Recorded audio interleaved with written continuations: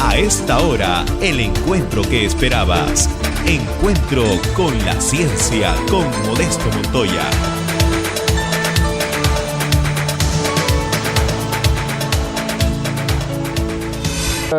Je vais vous parler des travaux menés sur les interfaces cérébrales. L'idée est d'enregistrer le signal du cerveau en fonctionnement pour aider et assister des personnes.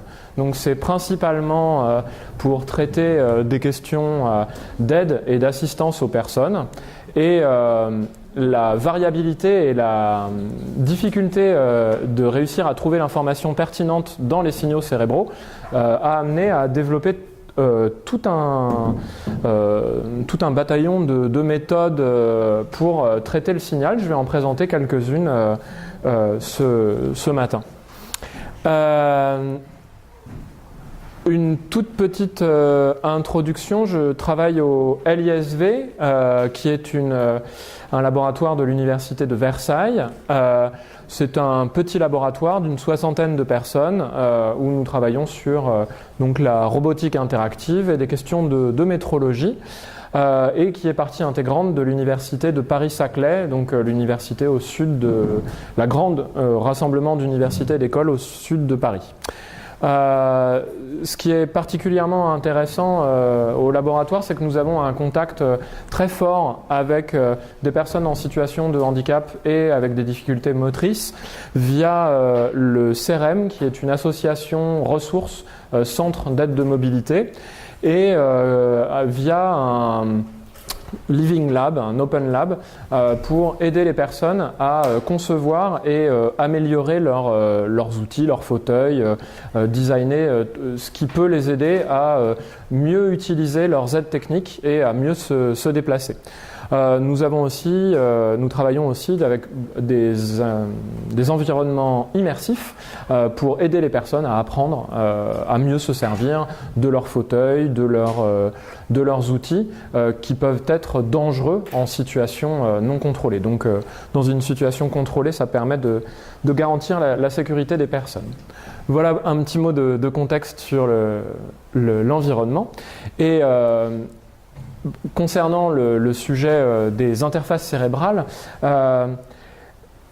l'idée est donc d'aider des personnes en situation de handicap qui ont des problèmes à utiliser leur communication musculaire pour contrôler et interagir avec leur environnement, et d'essayer, si possible, d'en faire quelque chose qui soit le moins qui sorte du prototype pour aller vers des applications plus génériques qui s'appliquent à un maximum de personnes. Le problème, c'est les variabilités intra-individuelles, le fait que les ondes cérébrales évoluent au cours de la journée, et les variabilités intersujets, c'est-à-dire qu'entre deux personnes, on va avoir les mêmes principes, les mêmes corrélats neuronaux qui s'activeront au même moment, mais il y aura des différences spécifiques qu'il faut réussir à prendre en compte. Et pour cela, donc, il y a une nouvelle génération d'outils de traitement du signal qui donc est issue d'une large communauté de l'Information Geometry en mathématiques pour utiliser des approches riemanniennes sur ces interfaces cérébrales. Ça gagne de plus en plus de vitesse, et en tout cas la communauté dans le traitement de signal cérébral devient de plus en plus grosse sur ces questions. Il y a de plus en plus de données disponibles et de plus en plus d'opportunités pour développer donc des situations et pour trouver des problèmes et des solutions qui soient vraiment intéressantes et novatrices. Donc je vais vous parler brièvement des interfaces cérébrales et vous présenter les questions relatives aux interfaces cérébrales riemanniennes et au transfer learning. Comment est-ce qu'on peut prendre les données d'un sujet pour les transposer à un autre sujet? En fait, essayer de raccourcir la période d'adaptation à chaque personne. Donc une toute petite Une toute petite précision, c'est que pour enregistrer les signaux cérébraux, on peut utiliser toute une variété de types de mesures, que ça soit l'IRMF, les électrodes implantées, alors en électrocorticographie, en stéréoencéphalographie, et on peut donc aussi utiliser l'électroencéphalographie qui permet d'avoir une très bonne résolution temporelle, mais qui spatialement est relativement mauvaise. C'est-à-dire que c'est difficile d'estimer les sources qui produisent telle ou telle activité cérébrale mesurée avec des EEG. On peut bien détecter des activités synchronisées, désynchronisées, mais très mal détecter des sources d'activité dans le cerveau. L'intérêt d'utiliser les EEG pour les interfaces cérébrales, c'est que ça permet d'avoir des dispositifs relativement rapides sur le point de vue de l'interaction, que ça coûte relativement peu cher, c'est facile à utiliser et à enfiler. Et ce sont des technologies qui sont maintenant bien robustes. Il y a beaucoup de solutions commerciales disponibles qui sont intéressantes. Les interfaces cérébrales utilisent systématiquement une boucle d'interaction. On va enregistrer le signal du cerveau au niveau auquel on l'a choisi, traiter le signal enregistré et ensuite faire un retour à l'utilisateur, soit via un programme, un affichage à l'écran. Ça peut être pour contrôler un dispositif, ou alors il y a tout un tas d'outils pour contrôler des prothèses, des choses comme ça. Donc, dès qu'on veut faire des choses qui sont relativement fines, on va avoir besoin d'aller enregistrer le signal en intracrânien. Donc il faut une opération et venir implanter des électrodes sur le cerveau. En EEG, on peut avoir et utiliser donc du signal cérébral pour faire des retours à l'utilisateur, mais ces signaux vont être beaucoup plus difficile à traiter, le temps d'interaction sera un petit peu plus lent.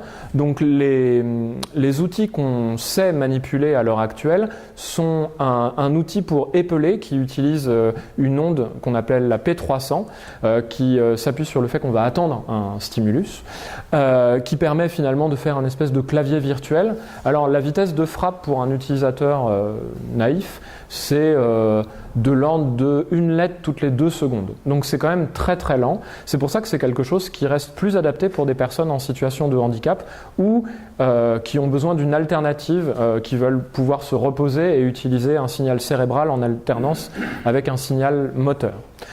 L'imagerie motrice, il s'agit d'imaginer qu'on va bouger la main droite ou la main gauche. On peut détecter ces changements. C'est pareil, il y a de l'ordre de une demi-seconde de délai et on peut faire bouger un curseur, du coup, bouger à droite, bouger à gauche. C'est relativement fiable, mais c'est toujours moins fiable que s'il vous reste des capacités motrices. Donc c'est des outils qui sont intéressants, mais plutôt pour des personnes en situation de handicap.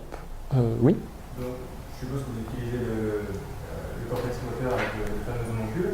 Et comme on sait que le EEG n'est pas très précis spatialement, c'est quoi la limite du coup? Main droite, main gauche, ça marche, mais la différence entre 2 doigts, ça marche aussi? Non, ça marche pas très bien. Alors il y a des tests qui essayent pour détecter entre les doigts, mais c'est pas terrible. On arrive à détecter les pieds, mais indépendamment du pied gauche et pied droit, parce que les pieds sont à l'intérieur, en fait, sur la face interne, juste au-dessus de la matière blanche du pont. Donc c'est difficile d'avoir plus que main gauche, main droite, les pieds. L'imagination motrice de la langue aussi, on arrive à la détecter, mais ça commence à devenir plus difficile. Enfin voilà. Donc, mais ça reste quand même en fait, on peut les utiliser, mais ça ne permet pas de contrôler un fauteuil roulant d'un seul coup. Voilà. Il faut de l'entraînement et il y a un temps de latence. Alors une technologie qu'on a utilisée qui est un petit peu plus robuste, c'est celle de la SSVEP, les potentiels évoqués steady state. L'idée, c'est d'avoir des LED qui clignotent à des fréquences données. Et en fait, si la personne concentre son attention sur la LED, on va retrouver la même fréquence de stimulation au niveau du cortex visuel. Donc on retrouvera la même fréquence d'oscillation. Et donc on peut détecter si la personne focalise son attention ou pas. Si c'est juste dans son champ de vision, mais qu'elle ne focalise pas l'attention, on verra le signal un petit peu, mais il ne sera pas particulièrement mis en avant. Donc voilà un peu les exemples d'interface cérébrale utilisées aujourd'hui. Et toutes ces approches utilisent finalement la même séquence, on appelle ça pipeline en machine learning, la même séquence de traitement, qui est choisir un bon modèle, alors un réseau de neurones, une machine à vecteur de support, enfin en tout cas un outil de traitement et de classification des signaux cérébraux, calibrer la machine pour une personne et ensuite entraîner ce modèle sur les données de la personne pour une session.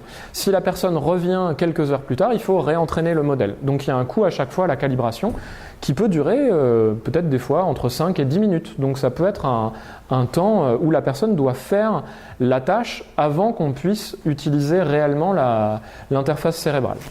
Donc ce temps de calibration est non négligeable. Et dans tous les cas, alors les méthodes état de l'art utilisent des filtres spatiaux, alors qui s'appellent X-Down dans le cas des potentiels évoqués, Common Spatial Pattern dans le cas de l'imagination motrice, ou Canonical Correlation Analysis dans le cas des SSVEP, qui sont en fait des méthodes qui vont permettre de savoir quels sont les électrodes, quelle est la combinaison d'électrodes, la moyenne pondérée d'électrodes qui permet de faire ressortir au mieux le signal d'intérêt. Et donc, toutes ces méthodes ont en commun d'utiliser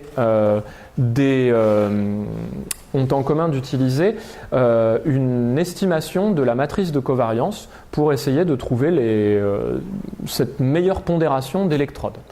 Et toutes, elles essayent aussi de réduire la dimensionnalité des données en même temps, c'est-à-dire choisir un ensemble de filtres spatiaux et, si possible, d'avoir un ensemble de filtres spatiaux qui soit moins grand que le nombre d'électrodes pour éviter les problèmes de malédiction de la dimensionnalité. Ces méthodes sont très efficaces sur des datasets, sur des bases de données qui sont très propres, par exemple acquises à l'hôpital ou dans des conditions très contrôlées, mais dès qu'il y a des erreurs, elles ne convergent plus, elles font beaucoup de ratés. Donc elles fonctionnent très bien sur des datasets très propres et malheureusement il faut donc les recalibrer à chaque fois. Donc c'est pour s'intéresser à ces limites. Une des possibilités, c'est de prendre en compte la géométrie des données et spécialement le fait qu'elles utilisent toutes ces méthodes utilisent des estimations des matrices de covariance et des combinaisons de matrices de covariance pour déterminer ces types de filtres. Et elles les utilisent en utilisant des espaces euclidiens plats, un espace euclidien standard. Et toutes les méthodes qui sont appliquées directement, toutes les méthodes un peu boîte noire, ne donnent pas de très bons résultats. L'intérêt d'utiliser des méthodes riemanniennes, c'est donc de prendre en compte la géométrie de l'espace des matrices de covariance, qui sont donc symétriques et définies positives. Et ces méthodes ont été, ce type de variété a été largement étudié dans le domaine de l'information geometry par tout un tas par une grosse communauté de mathématiciens. Alors il y en a beaucoup dans le monde et il y a un très beau noyau en France qui ont produit de très beaux algorithmes très efficaces, extrêmement rapides et qui sont tout à fait utilisables pour des applications. Donc l'idée, c'est de développer une approche géométrique finalement de l'analyse des signaux cérébraux. À quoi ressemblent nos signaux? Ce sont en fait des matrices de covariance toutes simples, comme montré ici. On peut utiliser de meilleurs estimateurs, mais déjà des estimateurs non biaisés tout simples suffisent largement. Et il y a quand même une petite une petite astuce pour réussir à l'utiliser sur les signaux cérébraux, c'est d'augmenter le signal. Alors principalement quand on veut détecter par exemple des potentiels évoqués qui vont être un événement qui va se répéter dans le signal à chaque fois par exemple qu'on entend un son ou qu'on voit une image attendue. Dans ce cas-là, il s'agit d'augmenter le signal en mettant finalement la moyenne des signaux attendus et le signal qu'on a enregistré pour un essai. Une autre chose possible, c'est quand on fait de la SSVEP, je vous disais qu'il y a des LED qui clignotent à des fréquences différentes. Il faut, par exemple ici, filtrer le signal autour de chaque fréquence qu'on souhaite détecter et on va coller comme ça les signaux à des fréquences différentes. Et déjà, quand on regarde les matrices de covariance obtenues, on peut déjà voir que donc ici c'est pour un type de fréquence, pour un autre type de fréquence. En fait, on peut déjà voir, et un troisième ici, et ce cas-là, c'est le cas où le sujet ne regarde aucune des fréquences. En fait, on peut déjà voir que simplement en regardant les matrices de covariance, donc qui sont ici des matrices blocs diagonales, on a déjà récupéré une bonne partie de l'information. Donc en fait, appliquer des méthodes qui vont utiliser une géométrie correcte sur ces matrices de covariance, on a presque déjà toute l'information nécessaire. Il y a tout un tas de distances et de divergences qui ont été définies dans la littérature. Un choix qui fonctionne très bien, c'est la distance affine invariante, pour laquelle une moyenne et une moyenne pondérée sont définies et sont faciles et rapides à calculer. Donc oui, juste ça permet de calculer non pas une distance euclidienne chordale, mais une distance géodésique qui va suivre finalement le profil de la variété pour calculer la distance entre deux points. Donc deux points qui peuvent apparaître proches dans un espace euclidien peuvent être éloignés dans un espace courbe. Les outils qu'on utilise sont des approches très simples. Le premier est un peu inspiré des cas moyennes ou des nuées dynamiques. C'est la distance minimum à la moyenne. On a un ensemble de stimuli d'une classe. On a un autre ensemble de stimuli d'une autre classe. On va simplement faire la moyenne des stimuli d'une classe ou l'autre. Et quand on a un nouvel échantillon à tester, on regarde de quel centre de moyenne il est le plus proche. C'est le MDM. La classification dans l'espace tangent, il s'agit de calculer la moyenne des signaux qu'on a enregistrés et de projeter tous les points dans l'espace tangent calculé au point de cette moyenne. Et on peut utiliser du coup des algorithmes euclidiens dans cet espace tangent qui est un espace symétrique et des méthodes classiques fonctionnent bien. Ce qui est intéressant, c'est que ces méthodes ont remporté de nombreux challenges de datasets et elles donnent les meilleurs résultats de l'état de l'art pour l'instant. Et pour quelques mois encore, je pense, y compris contre des algorithmes de deep learning et de réseaux de neurones profonds. Puisque pour l'instant, les algorithmes de réseaux de neurones profonds ne donnent pas de meilleurs résultats que ces méthodes-là. Voilà. Je vais vous parler donc des challenges et des opportunités d'utiliser cette méthode riemannienne pour le traitement des données cérébrales.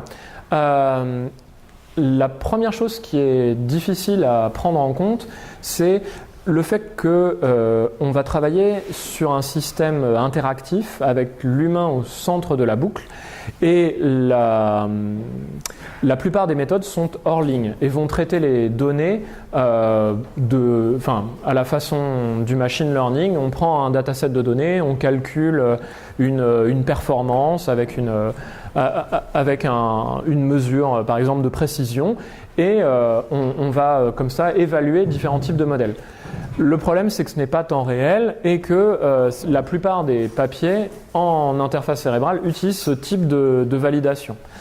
Ce qui est beaucoup plus proche de ce qui se passe en réalité, ce sont des méthodes block online ou online. Block online, c'est on va laisser passer un utilisateur, on va lui faire une courte session, un bloc d'essai. Une fois qu'on a fini le bloc d'essai, on va évaluer et calculer nos modèles et on pourra les utiliser sur la session suivante. Donc ça permet finalement d'avoir un retard de l'ordre de 5 à 10 minutes, mais ça permet quand même d'avoir des résultats très, très corrects. Et ce qu'on essaye d'avoir, ce sont des méthodes en ligne qui donc fonctionnent directement. Le sujet enfile le casque, on fait peut-être un petit peu de calibration et après ça fonctionne tout de suite. Il n'y a pas besoin d'attendre. Le problème, c'est que ces méthodes en ligne et blocs online ont des performances qui sont forcément moins bonnes que des méthodes offline, qui vont donc utiliser des traitements non causaux, des normalisations ou un blanchiment qui va utiliser tout l'ensemble des données, y compris des données qui sont censées arriver dans le futur. Donc, on ne peut pas réussir à avoir des résultats aussi bons et ça fait des biais négatifs pour la publication, mais ça commence à changer et les méthodes d'évaluation sont de plus en plus prises en compte dans les publications. Comment est-ce qu'on peut donc utiliser ces méthodes riemanniennes pour améliorer finalement l'utilisabilité des interfaces cérébrales? Une première chose, c'est d'augmenter le nombre des données, donc c'est de l'augmentation de données. On va faire une calibration très courte et on aimerait qu'à partir de cette calibration très courte, augmenter un peu le nombre de données pour entraîner nos algorithmes. Une première chose toute simple, c'est peut-être de calculer donc, des points qui se situent sur les géodésiques. On va densifier nos données, finalement les densifier à l'intérieur de l'enveloppe convexe de ces données et augmenter artificiellement la proportion d'exemples, ce qui peut être intéressant par exemple pour des méthodes comme le deep learning ou comme les réseaux de neurones qui ont besoin de plus de données. L'autre chose qu'on peut faire, c'est enlever donc tous les outliers, tous les cas difficiles, en utilisant par exemple, alors c'est ce qui s'appelle la patate riemannienne. L'idée c'est d'utiliser un z-score en calculant une moyenne d'un signal observé et on va voir tous les échantillons qui s'éloignent trop de cette moyenne, on va pouvoir les supprimer. Et quand on calcule, quand on projette tout le monde sur un plan tangent calculé donc à partir de l'ensemble des matrices qu'on a vues de covariance, si on enlève les outliers, on a des moyennes qui sont beaucoup plus pertinentes et qui permettent de bien mieux détecter les données. Une autre possibilité aussi, c'est d'utiliser ces informations donc de déplacement dans l'espace des matrices symétriques et définies positives pour détecter ce que le sujet est en train de regarder ou va faire. Et par exemple, si le sujet est en train de regarder une classe, donc un ensemble de LED qui clignotent à une fréquence particulière, eh bien, être capable de voir que le signal est petit à petit en train de changer vers cette classe particulière et donc gagner un petit peu de délai. Donc des algorithmes qui permettent d'être plus rapides et qui sont bien meilleurs que les méthodes qui ne sont pas riemanniennes, les méthodes classiques. Voilà. Je voulais vous parler pour terminer du transfer learning. Donc l'idée c'est quand on a plusieurs sujets, c'est un des gros challenges des interfaces cérébrales. On peut avoir accumulé tout un tas de bases de données. Comment est-ce qu'on utilise ces bases de données quand on a un nouvel arrivant qu'on n'a jamais vu ? Une première possibilité, c'est d'utiliser des moyennes composites où en fait on va pondérer l'observation du sujet par une moyenne calculée sur l'ensemble des données qu'on connaît déjà. Et simplement en réglant ce paramètre lambda, on pourra choisir quelle est la proportion à quel point en fait on croit cette nouvelle donnée qui arrive et à quel point on lui fait confiance. Voilà. C'est la confiance dans les données nouvellement observées. Mais cette équation est purement euclidienne, c'est possible de l'adapter en riemannien. C'est ce qu'on pourrait appeler une distance minimale aux moyennes pondérées, aux moyennes au pooled mean, c'est moyenne, donc c'est exactement la même formulation, mais dans le cadre riemanien. Et ce qui pourrait être un petit peu mieux, c'est de pondérer ces points. Au lieu d'utiliser donc une distribution uniforme des poids, de prendre pour chaque sujet qu'on a déjà observé une similarité, essayer de voir est-ce que les ondes cérébrales de ce sujet sont similaires aux ondes cérébrales d'un sujet qu'on aurait déjà vu précédemment. Et donc d'essayer d'injecter cette connaissance pour le calcul des moyennes. Ça donne des résultats plutôt intéressants où on peut donc récupérer, si on ne croit absolument pas les données de l'utilisateur, on a des données qui restent stables quel que soit le nombre d'échantillons qu'on a vus. Et si on commence à faire de plus en plus confiance à l'utilisateur, plus on a vu de données, plus on peut obtenir des résultats élevés. Et l'intérêt, c'est que cette méthode-là permet d'avoir une méthode plus souple qui permet, sans calibration, on a déjà une baseline qui est relativement correcte, et plus on a de données de l'utilisateur, plus ça avance. Oui, donc ces méthodes fonctionnent bien. En riemanien, elles sont meilleures qu'en euclidien. La similarité n'est pas ajouter des facteurs de similarité n'augmente pas significativement les résultats, mais il y a sans doute une belle piste à creuser. Et donc pour terminer, je vous ai présenté quelques contributions sur les méthodes riemanniennes, que ce soit pour l'analyse des signaux en ligne ou pour le traitement de transfer learning, le passage d'un sujet à un autre. Et l'intérêt de ces méthodes, donc, c'est d'éviter d'avoir des calculs complexes sur des bases de données acquises vraiment en fait à l'hôpital ou dans des données très contrôlées. Donc ça pourrait permettre de faire sortir ces interfaces cérébrales des laboratoires et de les utiliser de façon beaucoup plus large. Tous les algorithmes présentés ici sont disponibles sur les pages, sur la page MoaBB ici. Voilà. Et les données aussi. C'est un open source, source ouverte et open data, données ouvertes. Ouais. Données ouvertes. Merci beaucoup.